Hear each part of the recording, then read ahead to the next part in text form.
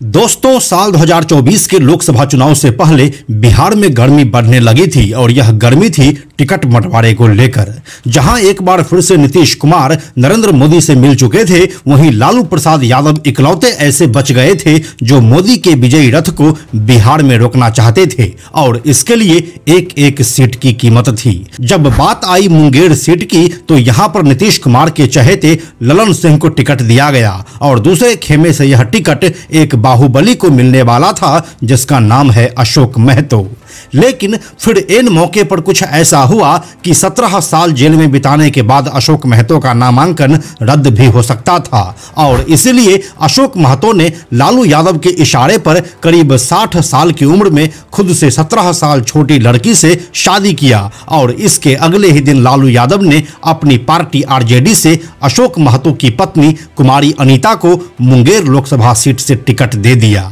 आखिर क्या थी इस चुनावी शादी के मायने और कौन है ये अशोक महतो जिसके लिए लालू प्रसाद यादव इतना सब करने को तैयार हो गए? आखिर क्यों अशोक महतो को 17 साल की जेल हुई थी और क्यों इसे बिहार में भूमिहार का सबसे बड़ा दुश्मन बताया जाता है? आइए आपको बताते हैं सब कुछ आज के इस कहानी में। हेलो एंड नमस्कार, मेरा नाम है प्रशांत और आप देख रहे हैं बेजोड़जोड़ा.com का यूट्यूब चैनल। दोस्तों, बिहार और बिहारी माफिया बाहुबली की कहानी सीरीज अभी जारी है और आज की यह कहानी है अशोक महतो की। अशोक महतो को वैसे तो बाहुबली की संज्ञा दी गई है, लेकिन वह राजनीति में सत्ता के सुख से अभी तक वंचित ही है। दोस्तों, अशोक महतो का जन्म बिहार के नवादा जिले के पकड़ी बरावा थाना क्षेत्र के बढ़ाना गांव में साल 1966 में हुआ था। इस समय में ज्यादा पढ़ाई लिखाई होती नहीं थी तो अशोक महतो भी ज्यादा कुछ पढ़ाई नहीं कर सके। यह बिहार का वो दौर था जब यहाँ पर जाति पाति का भेदभाव अपने चरम पर हुआ करता था। फिर समय बीता और अब 90 का दशक आ चुका था। दोस्तों, 90 का दशक बिहार के माथे पर लगा वो दाग है जिसे शायद कभी नहीं धोया जा सकता है। इस दौर में बिहार में हर जाति के अपने अपने सेना थे और हर सेना का अपना एक कमांडर।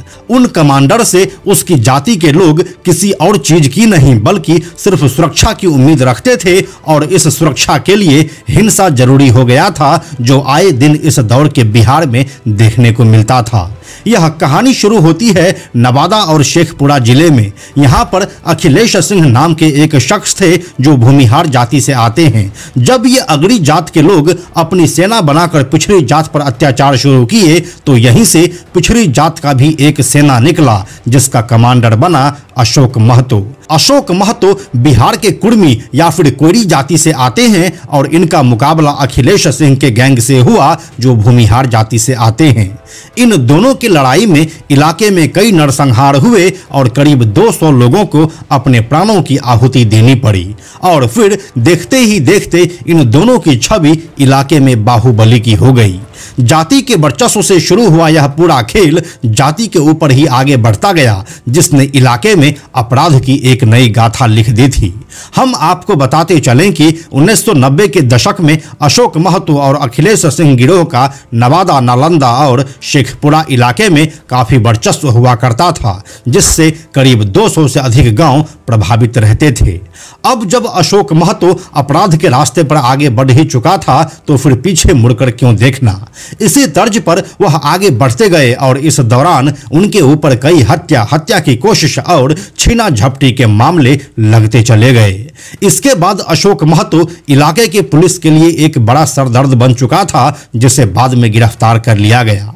यह कोई साल 2000 का रहा होगा जब अशोक महतो जेल की सलाखों के पीछे पहुंच चुका था, लेकिन असली कहानी अभी बाकी थी। गिरफ्तारी के बाद अशोक महतो को नवादा जेल में रखा गया था। इस समय अशोक महतो के गैंग में पिंटू महतो एक बड़ा नाम हुआ करता था। शेखपुरा के कसार पंचायत के रहने वाले पिंटू महतो को अशोक महतो का राइट हैंड कहा जाता है और अशोक महतो के हर बड़े या छोटे अपराध में वह भी हिस्सेदार रहा है।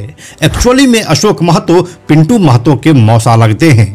अब आता है साल 2001 जब नवादा जेल में बंद अशोक महतो को पिंटू महतो अपने लोगों के साथ भगाने के लिए जाता है और इसमें वह कामयाब भी हो जाता है। इस घटना में ताबड़तोड़ गोलियों की बरसात होती है और इसमें एक सिपाही मारा जाता है और अशोक महतो जेल से भागने में कामयाब होता है। इस घटना को नवादा जेल ब्रेक कांड के रूप में जाना जाता है। इस घटना के बाद अशोक महतो और उसका गैंग अब भागना शुरू कर दिया, लेकिन इस दौरान भी जातीय हिंसा थमने का नाम नहीं ले रही थी। कभी भूमिहार सब मिलकर किसी निचली जाति का संहार कर देता तो फिर उसके जवाब में निचली जातियों का कमांडर रहा अशोक महतो अपने साथियों के साथ कई भूमिहारों को मार डालता। यह एक अलग तरह का समीकरण चल रहा था इस समय के नवादा, शेखपुरा और वारसलीगंज में, जब एक दूसरे के खून से इंतकाम की आग को ठंडा किया जाता था।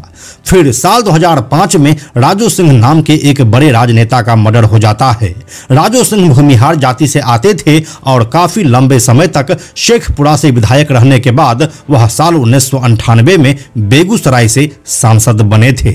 लेकिन 9 सितंबर 2005 को उन्हें शेखपुरा में ही गोलियों से भून दिया गया और इसका भी सीधा इल्जाम लगा अशोक महतो के ऊपर, जिसे बाद में इंतकाम का नाम दिया गया। ऐसा कहा गया कि साल 2001 में शेखपुरा के आरजेडी प्रेसिडेंट काशी यादव समेत कुल 9 ओबीसी को भूमिहारों ने मारा था, जिसका बदला राजू सिंह को मारकर लिया गया।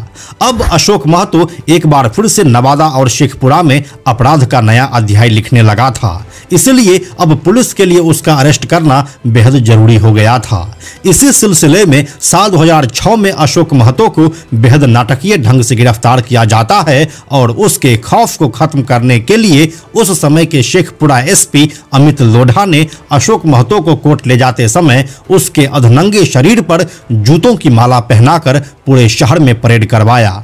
हालांकि उनके इस बात का काफी विरोध भी हुआ और स्थानीय बैकवर्ड क्लास के नेता ने यहां तक कह दिया था कि क्या अमित लोढ़ा किसी ऊंची जाति के अपराधी के साथ ऐसा बर्ताव कर सकते हैं। यह सरासर ह्यूमिलिएशन है जो अमित लोढ़ा ने अशोक महतो के साथ किया है। अब अशोक महतो को जेल तो हो जाती है, लेकिन कोई भी मुकदमा उनके ऊपर साबित नहीं हो पाता है।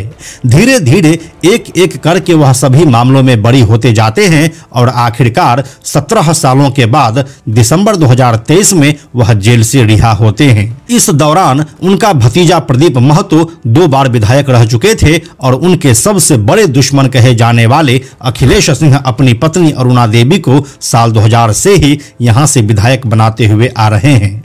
ये लड़ाई जिस विधानसभा सीट के लिए होती है उसका नाम है वारसलीगंज, जो नवादा जिले में पड़ता है। यहां से साल 2000 में अरुणा देवी निर्दलीय जीती थी और फिर साल 2005 में वह लोक जनशक्ति पार्टी के टिकट पर जीतती है। इसके बाद बिहार में राष्ट्रपति शासन लग जाता है और फिर साल 2005 में ही एक बार और चुनाव होता है, जिसमें अशोक महतो के भतीजे प्रदीप महतो निर्दलीय जीतते हैं और फिर साल 2010 में उसे नीतीश कुमार अपनी पार्टी से टिकट दे देते हैं, जिसमें उसे लगातार दूसरी बार जीत मिलती है। अब साल 2015 और 2020 के विधानसभा चुनाव में यहां से अखिलेश सिंह की पत्नी अरुणा देवी बीजेपी के टिकट पर जीती है। अशोक महतो जेल से निकलने के बाद एक्टिव पॉलिटिक्स में एंट्री किए, लेकिन जब उनके खुद चुनाव लड़ने पर संशय हुआ तो वह करीब 60 साल की उम्र में अपने से 17 साल छोटी लखीसराय की रहने वाली कुमारी अनीता से आनन फानन में शादी किए और फिर लालू यादव ने कुमारी अनीता को मुंगेर लोकसभा सीट से अपना प्रत्याशी बनाया, जिसे जेडीयू के ललन सिंह से 80,870 वोटों से हार का सामना करना पड़ा। दोस्तों, ऐसा कहा जाता है कि नेटफ्लिक्स की वेब सीरीज खाकी द बिहार चैप्टर इसी अशोक महतो के ऊपर बेस्ड है, जबकि सच्चाई यह है कि वेब सीरीज के मुख्य किरदार चंदन महतो को अशोक महतो और पिंटू महतो का कॉकटेल बनाया गया है। तो दोस्तों, यही थी अशोक महतो की कहानी, जो 90 के दशक में बिहार में कुख्यात हुआ करता था और अब माननीय बनने की कोशिश में लगे हुए हैं।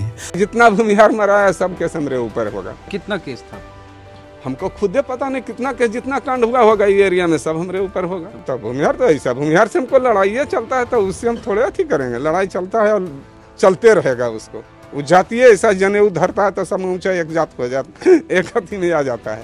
अब इस पूरे कहानी के बारे में आपका क्या सोचना है, हमें कमेंट में लिखकर जरूर बताइए। हम जल्दी मिलते हैं आपसे एक नए कहानी के साथ।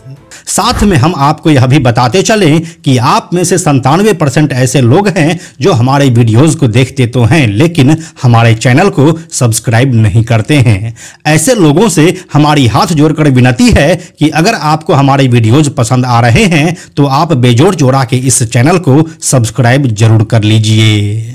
साथ ही बेजोड़ जोड़ा नाम से हमारा एक एक्स अकाउंट है यानी कि ट्विटर अकाउंट है, आप उसे भी फॉलो जरूर कीजिए। यह वीडियो अगर आपको पसंद आया तो इसे लाइक और शेयर जरूर करें। आने वाले वीडियोस के लिए बेजोड़ जोड़ा को सब्सक्राइब करके बेल आइकन को टच करना ना भूलें।